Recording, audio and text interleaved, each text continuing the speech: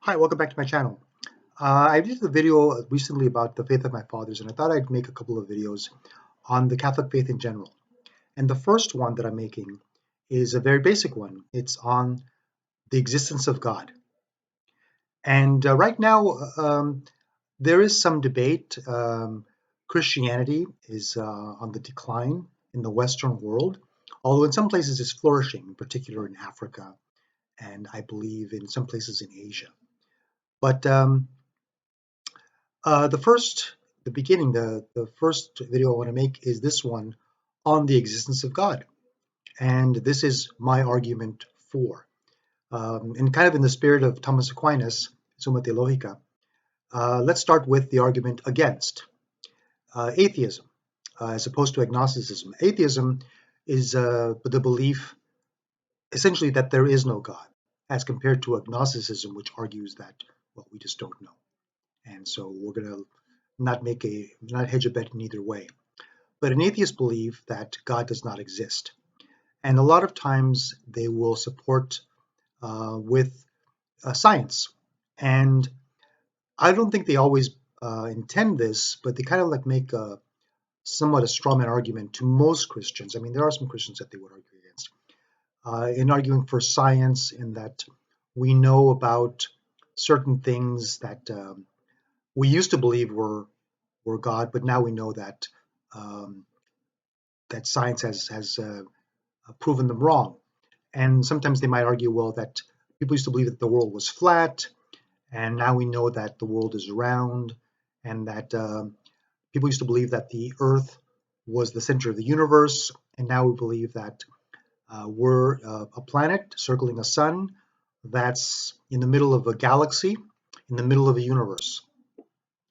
Um, but some of those beliefs, you know, they're apocryphal. They're widely believed, but they really weren't true. The belief that the world was flat, um, I mean, I don't remember when that would have been true, but even in the time of the Greeks, they knew that the world was not flat. A lot of times, they knew that it wasn't. Most of them would know. The more the intellectuals would know, because they could see our shadow on the moon, and it was round, right? It didn't. It wasn't a straight line, and so um, later on, there were other beliefs about the Earth being the center, and then we believed that actually the sun was the center. Well, that was wrong, of course. The sun is not the center. But atheists would argue that as science progresses, we know more, and so then that would. There's a atheist name is Richard Dawkins, I believe. I think it's Richard Dawkins. He wrote several books on atheism, and calls um, he refers to like the as science progresses, it's like building a wall, and you kind of like fill in these slots in the wall where you used to explain it with God, but now we know that something else explains it. And so as we go along, God is less and less proven. And a very strong argument, one of the stronger arguments that atheists might give, is extraordinary proofs require extraordinary evidence. We can prove a lot of things. We can prove the age of the universe, the age of the Earth, the distance between planets. Um, in the particle physics, we know we can go way down to subatomic particles, and we can prove their existence. But we cannot prove God, and I don't intend to prove God either. There is no definitive proof of God. All there are arguments, but some of the arguments are very good, and so I'd like to discuss some of them here. The um, One of the things that a lot of people don't know is, well, let me back up a little bit. The accepted belief today is that the Earth, I believe it's like 13.8 billion years.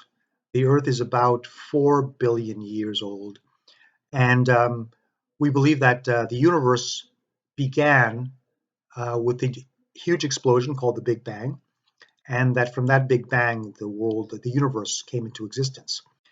What a lot of people don't know is that prior to the, I don't know when it was, the 30s or 20s, most scientists who were atheists believed in something called the steady state theory. And they believed that the universe always existed. It didn't come into existence at one point. And there was a scientist, probably the first one. There was one that argued that there was an explosion that created everything. And there were certain proofs for this. I think that some of the proofs were that as they looked at light in the universe, some light was turning red. There was a hue.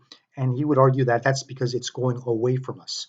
And so um, it's expanding, and it's going from a certain point in the universe. It's expanding from that point on. And um, then there was also debris that they ended up finding later on. But so he argued for the Big Bang. His name was Georges Henri Lemaitre, and later his argument was proven. I think he passed away, but his theory was proven by um,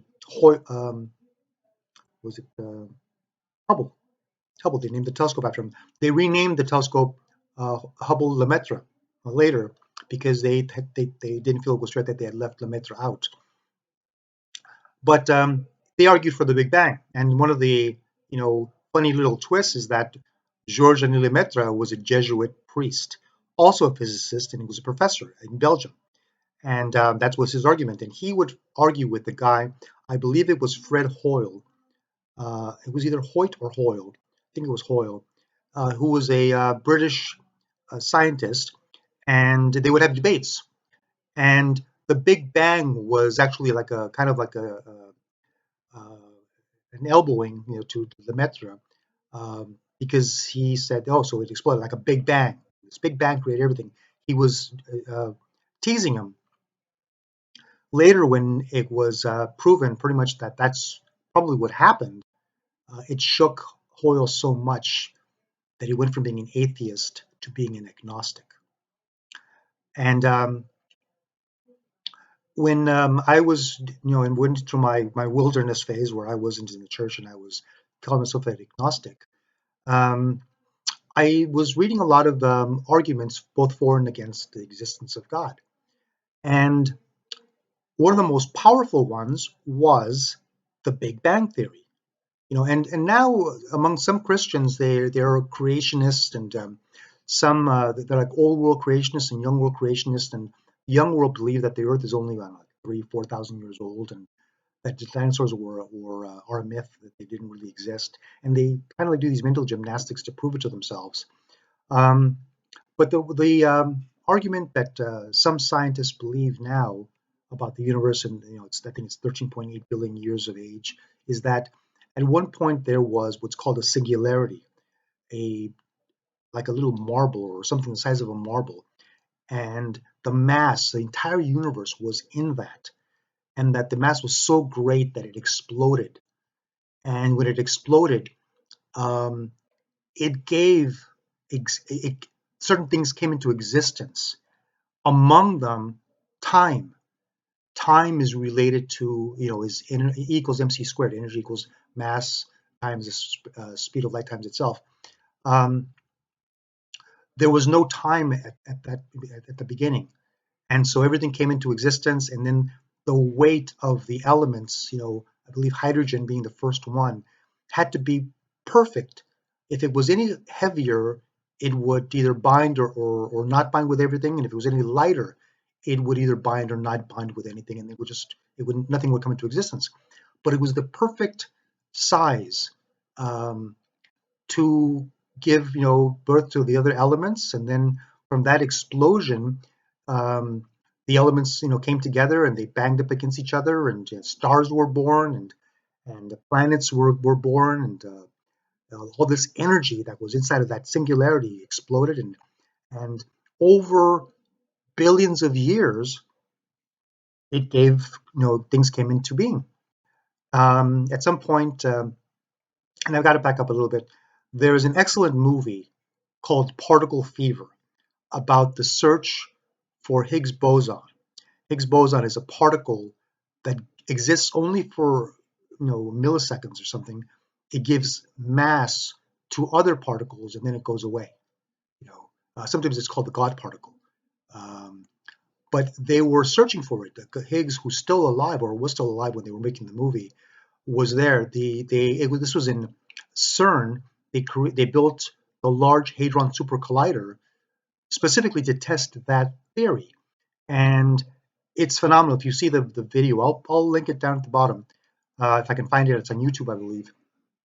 Um, they had protons, crash into each other, and they were able to recreate the environment that was there at the Big Bang, and then everything came together. They were able to see, Higgs boson, and they were able to measure the weight. And when they measured the weight, depending on how many gigavolts it was, it would either um, be evidence for us being the only universe or multiverses being a possibility. And there was a debate to see which one would win. And it actually came down right in the middle of both. Yeah, I think if it was at 10, it would mean one thing, and it was at 20, it would mean something else. It came in at like 14.8, right in the middle. Now they're talking about building a bigger one.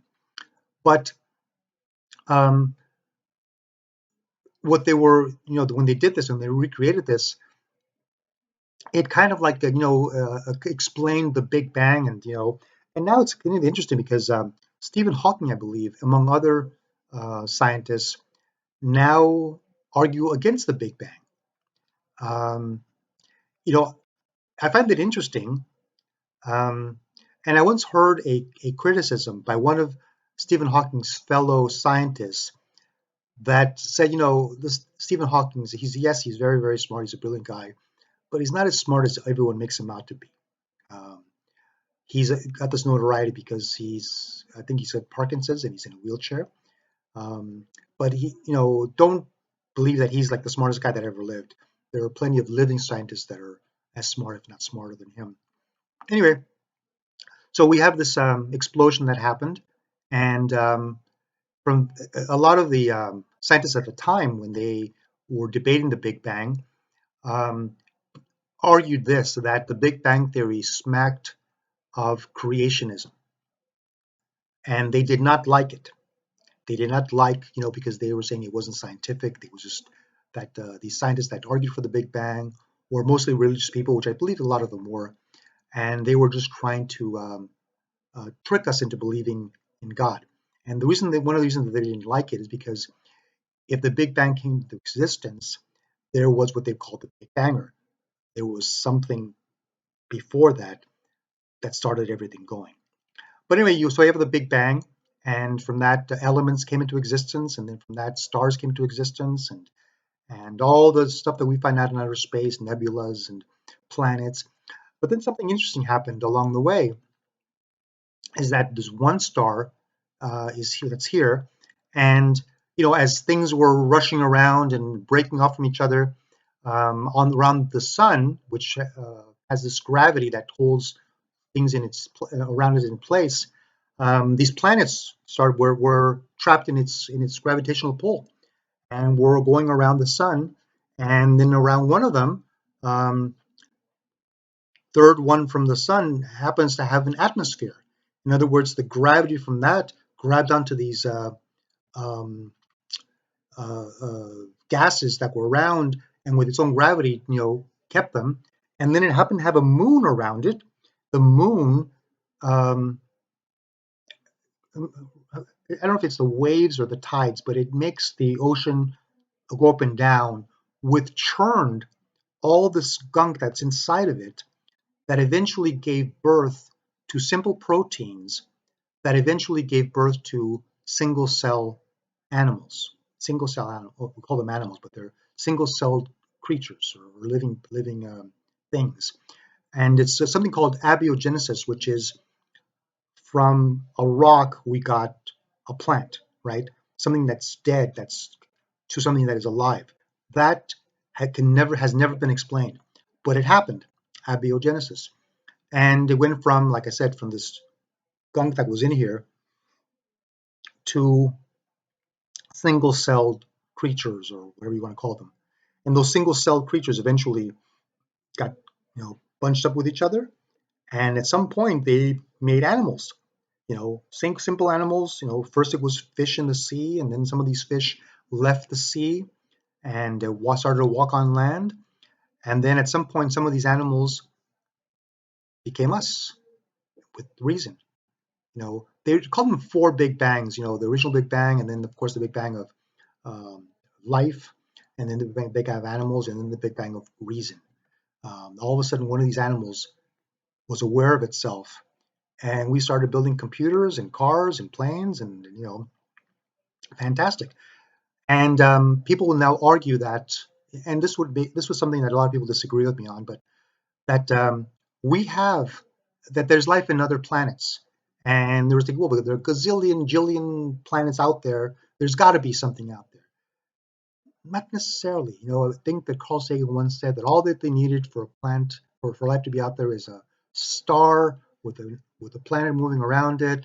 But then he started adding more things when he found out we needed more things. We needed we needed the same conditions that happened on Earth, duplicated.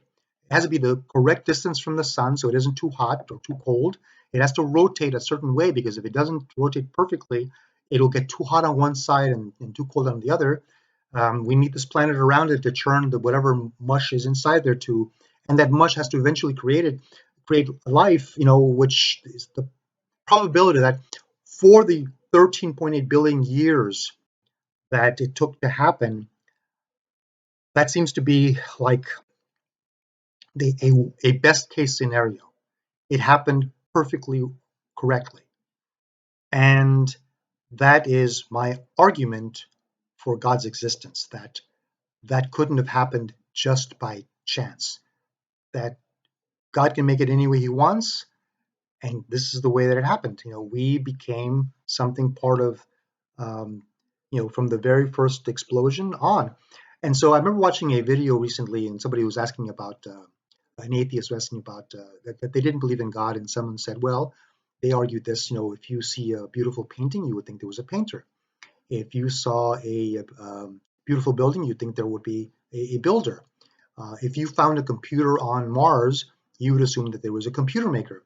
If you found that there was um, life on this planet, you would think that somebody made this life on this planet. And then the person said, well, then who made God? And that's a great question. Um, if you were to go to certain churches, particularly the Greek Orthodox, but Catholic churches also, inside of the church, usually back where the altar is, the ceilings are made in gold. And why are they made in gold? Gold symbolizes something that's otherworldly. It's not a blue sky, it's a gold sky. So it's not a normal sky. It's not, it's something that's out of time and space. And so the belief is that God is also outside of time and space. God is not bound by the time that we have and the earth that we feel and the material world, that God existed before the Big Bang. And so God is outside of time and space. And the challenge then becomes, so the existence of something like instead of the Big Banger, somebody that made the rest of the world, um, is not a difficult thing for me to believe. The challenge to faith is that God is good and that God loves His creation, and that requires a leap of faith. But I'll discuss that more in subsequent videos. In the next ones, like I said, this is an exploration of my Catholic faith, but I thought I'd begin with God, and um, and then move on from there. Now, how does God enter into our world? And the belief is that at some point God reveals Himself, and that's where the Bible comes in. God reveals Himself to people. There are some people that believe that the Bible is literal, that things that are in there. That's why the creationists think that there are no dinosaurs because and the Earth is only 4, 5, 6,000 years old. I don't believe that. I believe that the Bible is written in a way that is universal. It's not a history book, although there are historical things in it. It's a more of a philosophical book. It's a morality book, and it's God expressing Himself through the people that He inspired to write this, and that is how God revealed Himself. And it's actually quite good. I mean, if you study it and you see, if you understand how it changed the world, it's quite remarkable. It's something that would be impossible um, if it was not out of this world. Anyway, I hope you enjoyed this video. Please comment if you have anything to correct me on, or if you want to challenge me. If you like it, subscribe and give it a thumbs up, and I'll see you in the next video. Thanks.